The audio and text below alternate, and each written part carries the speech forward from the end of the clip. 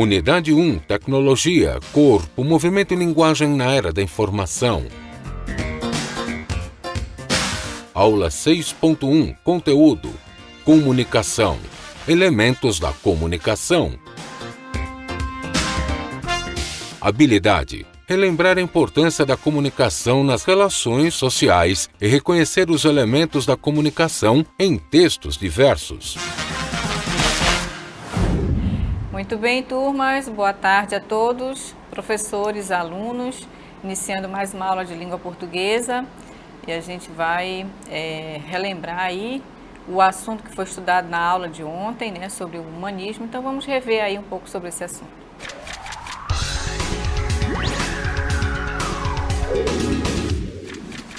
Muito bem, então ontem vocês estudaram sobre o humanismo, né? Lembra que a professora Dinanci ministrou essa aula ontem para vocês e ela mostrou um símbolo que é bastante conhecido aí no ramo da história, que é aquele círculo onde fica o homem no centro, né?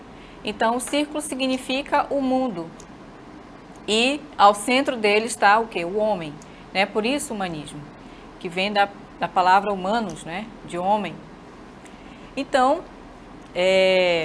abandona-se aí todo a questão religiosa, né? Porque antes era o teocentrismo, o homem é o centro de todas as coisas, o Deus era o centro de todas as coisas. E aí, com o projeto do humanismo, começa-se a perder esse valor, né? Então, o homem torna-se o centro de todas as coisas, né? Vai dar-se importância aí à questão racional, às coisas já praticadas, feitas pelo homem, né? E nesse momento vai haver um resgate dos valores clássicos, ou seja, há uma retomada lá do classicismo, não é? Então, nesse movimento vai haver aí a transição entre o mundo medieval e o moderno, ou seja, todos os conceitos, tudo aquilo que foi construído até essa época, né, medieval, vai sendo esquecida e vai dando voz a um novo olhar, a um novo tempo, né, chamado de moderno, porque justamente são duas coisas completamente diferentes, né? São dois paralelos assim completamente diferentes. E aí esse novo olhar, né, mais racional para o mundo, porque a partir do momento que se valoriza o homem, então vai valorizar o que? A razão, o conhecimento. E a partir desse momento a ciência começou a se desenvolver bastante, né? Porque até então muitos conceitos que estavam embasados na questão religiosa não permitia que a ciência avançasse, não é? Então, a partir desse momento que há essa valorização do homem, passa a se valorizar também a ciência, porque ciência é razão, é conhecimento, é algo que se pode provar, que se pode ver, não é? Então, há justamente o que? Uma contraposição muito grande entre fé, Deus, né? Da razão, do conhecimento, daquilo que se pode ver e provar. E nesse contexto do humanismo, nós vamos conhecer aí o Fernão Lopes, que no caso ele foi um cronista dos reis, né, e do povo, ou seja, ele escrevia textos que iriam exaltar os reis e o povo. Já aí começa a ver o lado do povo, né, porque antes era só mais visto a classe dominante. E aí, a partir do momento que Fernão Lopes começa a escrever as coisas do povo, e aí começa-se a enxergar como é que era a vida dessas pessoas, né? E aí a questão torna-se mais crítica, né? As pessoas começam a perceber e a ver as condições sociais, econômicas, políticas, né? E começa-se a ver uma mudança, né? Ao ler esses textos, quando Fernão Lopes começa a escrever. Então, esse Fernão Lopes faz parte desse marco inicial, e aí ele escreve também as poesias palacianas, em que essas poesias, elas já não têm mais aquele amor idealizado, como antes, né? A mulher era idealizada, era aquele amor não correspondido, porque um vassalo não poderia se relacionar com uma mulher rica, por exemplo, né? A dama da corte. Então, havia aí toda uma poesia de uma relação que não iria acontecer nunca, né? Então, a partir das poesias do Fernão Lopes, vai se perceber aí que o amor deixa de ser idealizado, né? Então, as poesias, elas vão começar a ser mais críticas, né? A ter um olhar mais humano, mais real, né, das coisas. E aí o ritmo próprio, né? Os versos vão ser mais redondilhos e vai ter um sistema aí poético, vai ter a trova, vai ter o vilancete, né? Vai ter a cantiga e a esparsa. Então, esses são os gêneros de poesia que vão estar predominando nesse período. E aí o teatro de Gil Vicente também fez bastante sucesso, porque ele tinha um caráter religioso ainda, né? Ainda olhava-se a questão da fé, da religião, de Deus, né? Porém, ele tinha esse caráter também moralizante, que iria falar da moral, né? Que iria mostrar o lado, digamos assim, ruim do homem, né? Que o homem é mau, o homem é invejoso, o homem tem uma série de defeitos, né? E que ele, através do teatro, ele começa a mostrar isso, né? Que o homem tem esses defeitos, né? E que nós estamos sujeitos a qualquer um desses defeitos. E a partir desse momento ele começa a valorizar a questão do teatro, né? Como vocês viram no vídeo que a professora mostrou, o Alto da Compadecida, ele é baseado nesse teatro de Gil Vicente, né? Que é uma comédia, um filme muito interessante, muito engraçado, né? Então, e que vai realmente mostrar alguns valores, alguns defeitos da religião, das pessoas, né? Que trata a questão da traição, trata a questão da idolatria, de você cultuar um animal, né? Quando a cachorrinha morre e aí ela quer porque quer que enterre o animal e faça todo aquele ritual como se fosse uma pessoa. Então isso é uma hipocrisia, né? Da questão religiosa. Então vejam como ao mesmo tempo é engraçado, mas ao mesmo tempo faz uma crítica, né? Às coisas da religião e também do próprio ser humano, os defeitos do ser humano. Então, nós vamos agora para o nosso desafio do dia da nossa aula de hoje.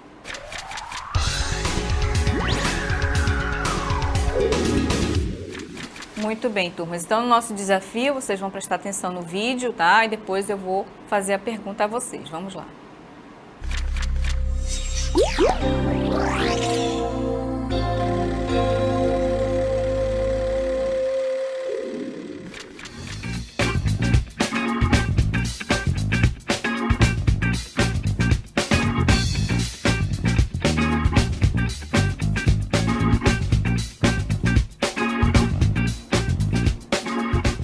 Desculpa, eu não estou te entendendo.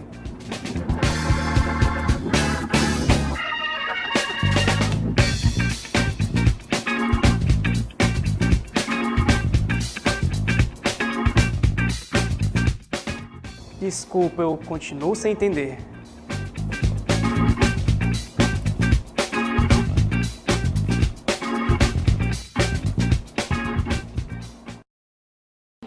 Muito bem, então com base no que você viu no vídeo, pode haver comunicação entre essas duas pessoas? O que você acha? Você vai justificar por que não há essa comunicação, tá bom? Então vamos agora iniciar a nossa aula, vamos lá.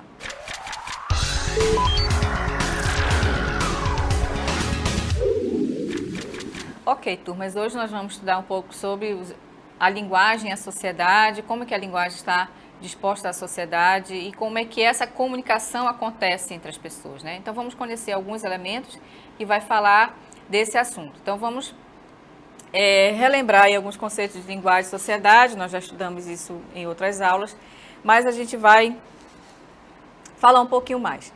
Então a linguagem e a sociedade, a gente sabe que elas estão ligadas entre si de modo inquestionável, ou seja, nós já estudamos em outra aula que não há nenhuma sociedade, nenhum povo, nenhuma cultura sem a linguagem. Ela vai estar presente em todos os momentos de uma sociedade, de um país, de uma cultura, né? Então, fazendo assim um retrospecto lá para a nossa história, falando de modo histórico, né? O homem não falava, né? O homem da caverna, ele se comunicava através da linguagem proporcionada por meio dos desenhos, né? Por meio da comunicação corporal, né?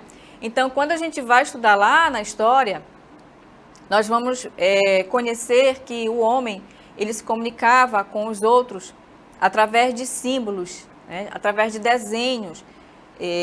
Então, lá nas cavernas estavam os desenhos dos animais que eles caçavam, né? Das festividades que eles tinham, da cultura que eles tinham naquela época, os instrumentos que eles usavam, os animais que eles caçavam. Então, tudo isso era registrado nas cavernas através de quê? De desenhos. Esses desenhos, eles eram feitos usando o sangue do animal, né? Porque se tornava uma espécie de tinta, né? E ele tinha também algumas ferramentas, né? Que ele utilizava para caçar, para pescar. E essas ferramentas pontiagudas, eles também utilizavam para fazer os desenhos nas cavernas. Então, a linguagem, ela sempre esteve presente na vida do homem, seja ela dessa forma, né, de apenas desenhos e símbolos e expressões, não é? Historicamente falando, o homem não falava, o homem pré-histórico não falava, ele desenvolveu a língua, né? A língua é algo criado pelo homem, ele desenvolveu esse código, né, linguístico. Então, a linguagem, primeiramente, vem em primeiro lugar, né? Depois, acrescentou-se aí a questão da língua, que já é uma coisa que foi criada, inventada pelo homem. Então, nós podemos dizer que a linguagem, ela é algo inato, né? Que nós já nascemos com ela. E que, com o desenvolvimento humano, a pessoa vai, né, aperfeiçoando essa linguagem. Então, por isso, nós podemos afirmar que essa relação, né, pode deixar a cartela, por favor, é a base da constituição do ser humano, né? Não existe um ser humano que não se comunique, né? Não há sociedade, não há país, não há nenhuma cultura que a linguagem não esteja presente. Então, ela vai se manifestar nas ciências, né? Na matemática, na química, na física, na biologia, na política, na economia. Então, em tudo vai estar presente a linguagem, né? Antes de qualquer conhecimento, a linguagem vai estar presente. Tá? Nunca esqueçam disso. A linguagem sempre será fundamental, sempre será a primeira, a essencial, tá? Que a partir dela é que se vem todo o resto dos conhecimentos. Porque você vai se comunicar com a ciência, com a biologia, né? Vai ter todo ali um sistema biológico, né? E que para se transmitir esse conhecimento precisa ter o quê? A linguagem, né? Precisa-se ter os elementos da biologia, né? Precisa-se ter o conhecimento de como é que funciona o sistema biológico de uma pessoa, de um animal. E esse código vai estar colocado através de quê? Da linguagem, né? Tanto a linguagem nos símbolos, nos códigos, nos elementos que fazem parte da biologia, assim como da própria língua, né? Da própria palavra. Então, todas as ciências precisam da linguagem para existir, porque se não tiver linguagem, ela não pode existir, porque é através da linguagem que está todos os outros códigos, certo? Então, a história da humanidade é a história de seres organizados em sociedades e detentores de sistema de comunicação oral, ou seja, uma língua. Então, como a língua é um código criado pelo ser humano, então, portanto, esses seres humanos vão se comunicar através desse código, dessa língua, né? Já que ela, com certeza, vai fazer parte da linguagem, ela vai estar dentro dessa linguagem, só que ela vai estar em forma de palavras, não é? Ou, no caso, falando propriamente do código, é a palavra, seja ela a língua portuguesa, a língua inglesa, francesa, espanhola, italiana, né? E tantas outras línguas, né, que existem aí no mundo. Então, portanto, o ser humano vai se organizar, sempre vai estar organizado, né, para se comunicar, para viver, para manter uma relação harmônica, né, um com os outros. e a linguagem será esse intermédio, né? Vai fazer essa intermediação nos seus mais diversos códigos e principalmente da língua também, né? Então, hoje nós temos aí o conhecimento mais novo, né? O papel da sociolinguística, né? Qual é o papel da sociolinguística dentro da língua portuguesa, dentro da questão da comunicação, né? Então, nós temos aí, a sociolinguística vai estudar os fenômenos linguísticos, né? Quais são esses fenômenos linguísticos? Justamente as variações que acontecem, né, de uma região para outra, por exemplo. E como é que isso acontece? E por que que isso acontece? Então, esses fenômenos linguísticos vai acontecer, essas mudanças, essas variações, porque vai ter aí a influência da cultura. A cultura da região norte não é a mesma da região sul, que não é a mesma da região nordeste. E assim elas vão se diferenciando.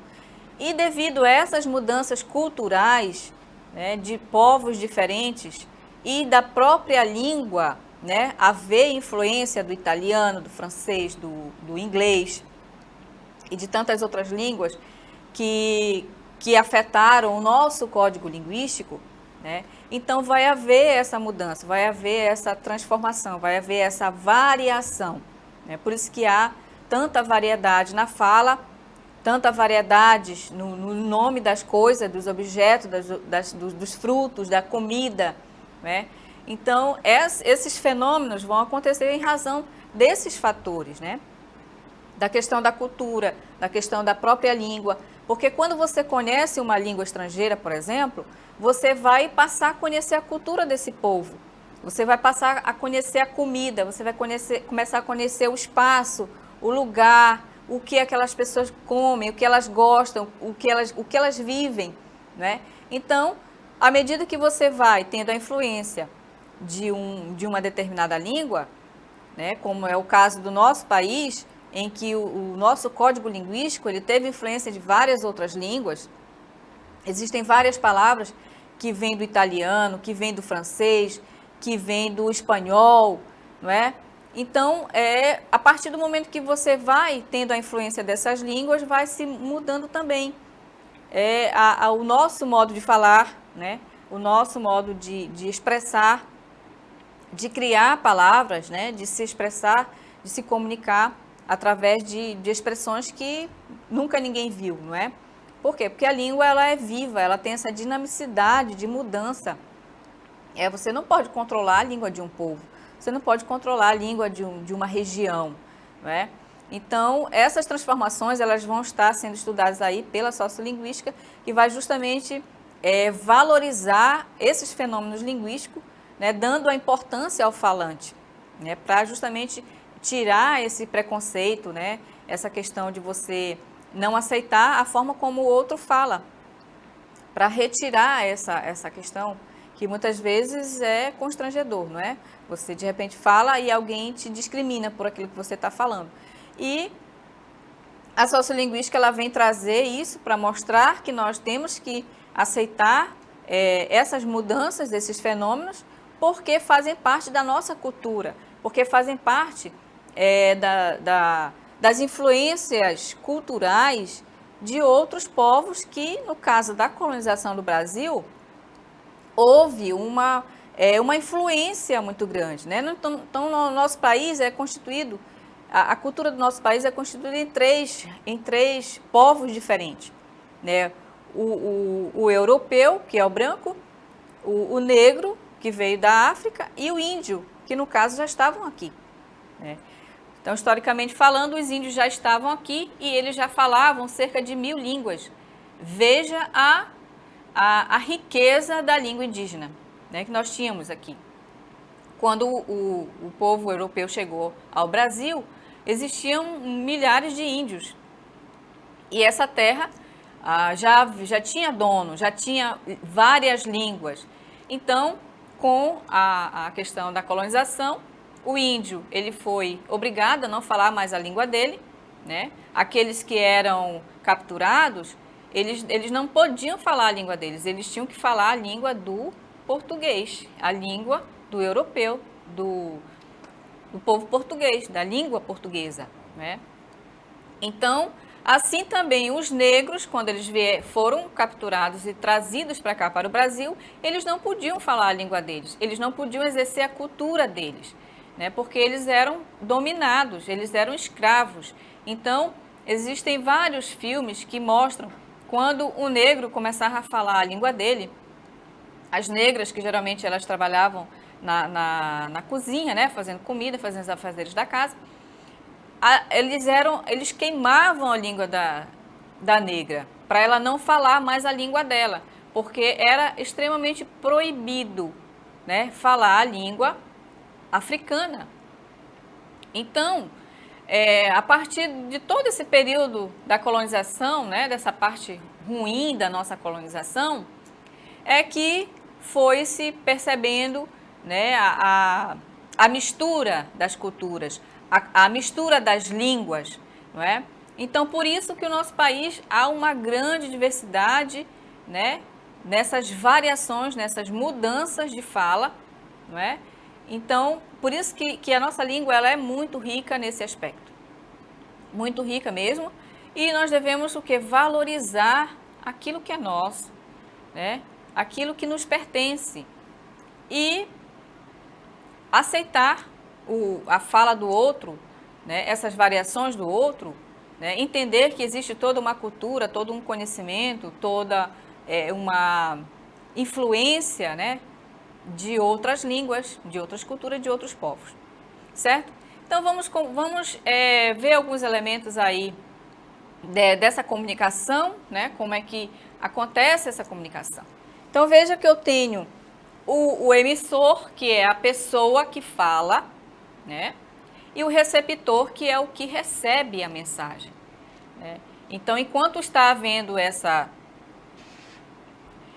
comunicação aí, vai acontecer através de quê? De diálogo, de conversas, não é? Ou então pode haver uma comunicação por códigos, não é? Por exemplo, os surdos mudos, eles têm um código, é a Libras.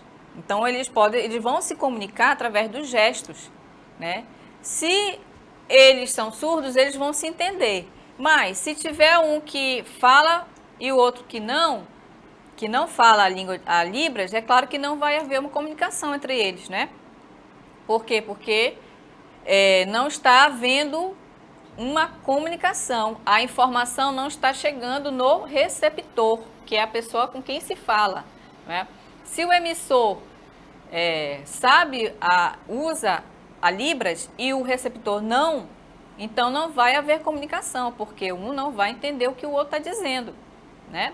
Da mesma forma que um mesmo falante, os mesmos falantes da mesma língua, no caso português, se ele falar uma palavra ou uma expressão, né, se o emissor falar uma palavra, uma expressão que o receptor não entenda, então não vai haver comunicação, não é verdade?